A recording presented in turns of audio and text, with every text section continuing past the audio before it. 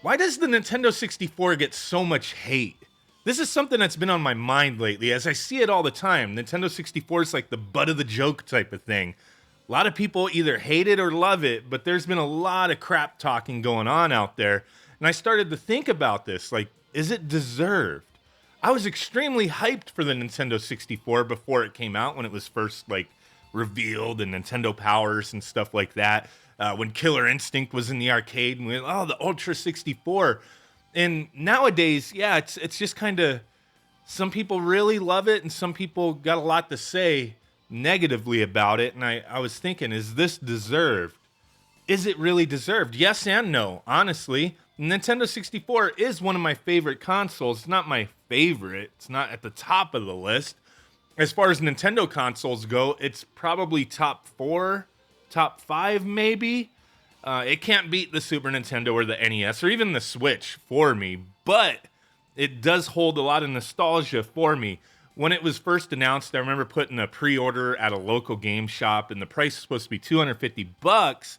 And then it was eventually like announced, oh, it's going to be $200. Why was it $200? Because of the PlayStation 1. They wanted to be competitive with Sony. Sony came out with the PlayStation 1 in 94. Nintendo 64 came out a couple years later in 96. So the competition was already out there. PlayStation, for me, it wasn't on my radar at first. I had a Sega Saturn at the time before I had Nintendo 64. Sega Saturn was the first Sega console I owned. I didn't have a Genesis. I didn't have Sega CD, all that stuff. I played all those, didn't have a Master System. I had a Game Gear, but I don't count that as a console. It was a handheld, right? But I had a Saturn at the time, really loved it, but the PlayStation really wasn't on my radar for a few reasons, I guess, but it was just crazy. PlayStation changed things. Now, as far as the Nintendo 64 goes, a lot of the criticism I do see is about the controller. Yeah, this is the Switch version of the controller, the trident shape. And I tried thinking back, like, you know, my memory can be a little fuzzy at times, but going back thinking about this thing, even to this day, this controller doesn't really bother me. And I don't really remember too many people complaining about it at the time. I recall, you know, Super Mario 64 coming out and using this controller and just falling in love with the game and just feeling it was natural playing this way. A lot of Nintendo 64 games feel, oh, I just turned this one on, feel natural. It was the controller and the system, you know, it's kind of, controllers made for the system. I have no issue with it, but some people, you know, their hands are extremely huge, maybe. I don't know. I don't have little baby man hands, but it's still fine for me. But some people just don't like holding it, like the trident shape, the 3-dong approach here. And I get it.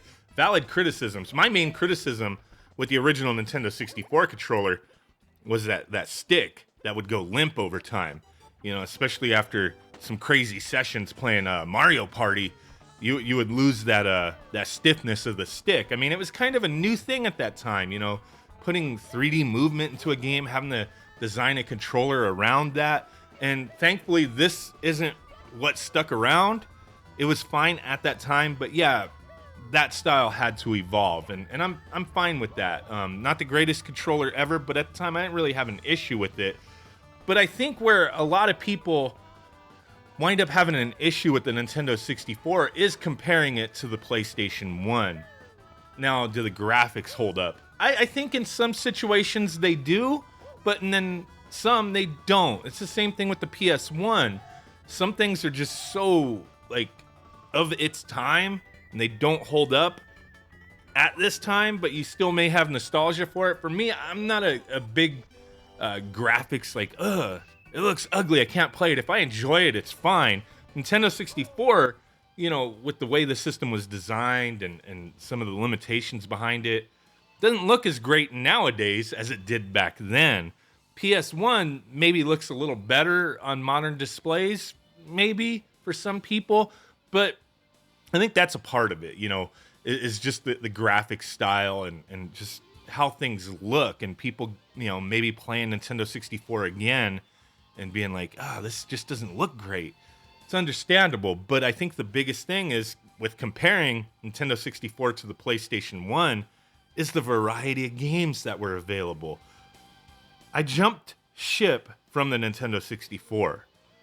Like, a few years after it came out, like a couple years. I mean, maybe a year after it came out. I'm gonna be honest with you. I still had one, still played it, but I embraced the PlayStation 1. And I embraced it for one reason and one reason only, and that was Final Fantasy VII. And the Nintendo 64 game selection, we got around 300 titles released in North America for the Nintendo 64. And if you go back looking through the list of those 300 games, you're going to see some standout stuff. Mario 64, Mario Kart, Killer Instinct Gold if you were into that game. A lot of the games from Rare. There's a lot of awesome games, but the majority of the list isn't so great. For reality, when you look at it, there's a lot of sports titles, a lot of racing games, a lot of just bland stuff. But the titles that were amazing, they were just amazing. I mean, some of the most highly regarded games of all time, Ocarina of Time, Mario 64, Majora's Mask, that type of thing. For me, Wave Race 64 is amazing. I love Pilot Wings as well. There's a lot of awesome games for the 64, but the majority wasn't so great. Go over to the PlayStation 1. There's a lot more games released for that system. I believe there's thousands upon thousands of games released for it worldwide. In North America, I believe it was over 1,000 games. I don't have the exact number, but there was a lot more variety.